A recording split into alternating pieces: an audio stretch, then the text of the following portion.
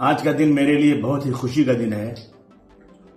Mumbai serial train blast में जिनको गिरफ्तार किया गया था, मैं पहले दिन से कह रहा था कि ये गलत लोगों को गिरफ्तार किया गया है। बहुत दिनों तक इसमें कोई गिरफ्तारी नहीं हुई। एटीएस के चीफ और डीजी दोनों ने मिलकर एक दिन कहा कि हमें पूरा सुराग मिल गया है और इसमें बेगुनाहों को 19 साल तक रखा गया। उसमें 5-6 लोगों को फांसी की सजा सुनाई गई। मुझे वो दिन भी याद है जब ये कहा गया था कि ये लोग इनके टेलीफोन का रिकॉर्ड लाओ तो सब क्लियर हो जाएगा, और टेलीफोन का रिकॉर्ड लाने के लिए भी पुलिस तैयार नहीं थी कि इसमें बहुत बड़ा खर्च है। इसके लिए हाईकोर्ट जाना पड़ा, हाईकोर्ट से ऑर्डर आया, तब जाकर टेलीफोन का रिकॉर्ड आया, और जब रिकॉर्ड आया तो इसमें से कोई शख्स भी ट्रेन के अगल बगल में नहीं था। जिस तरह से पुलिस का रवैया है आज मुसलमानों के साथ, मैं समझता हूं ये बहुत ही गलत है, देश को बांटने वाला है। देश में जो संविधान उसकी धज्जियां उड़ाई जा रही हैं। जहां भी ब्लास्ट होता है बेकसूर मुसलमानों को जेल भेज दिया जाता है, और आज भी कितने मुसलमान बेकसूर पड़े 20-20 सालों से। इंसाफ खत्म हो चुका है देश में। मैं कहना चाहता हूं कि सरकार को तुरंत इसकी एक एसआईटी उठाना चाहिए, और ये लोग छूट गए हैं तो असल कौन है फिर? कोई ना कोई तो है जिसने ब्लास्ट किया है।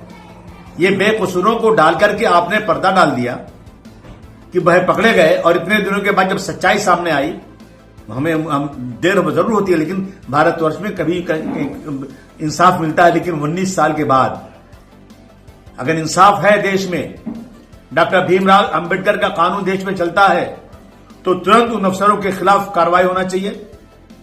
और उनको जो है, अगर वो रिटायर हो चुके हैं तो उनकी पेंशन बंद होना चाहिए, उन पर मुकदमा चलना चाहिए, और 19 साल का हर्जाना इनको मिलना चाहिए, इनको घर मिलना चाहिए, इनको नौकरी मिलना चाहिए, और सरकार को जो एजेंसियां हैं वो माफी मांगे। बहुत सारे फिरका परस्त कह रहे हैं हमको ये फैसला मंजूर नहीं है। शर्म नहीं आती आपको?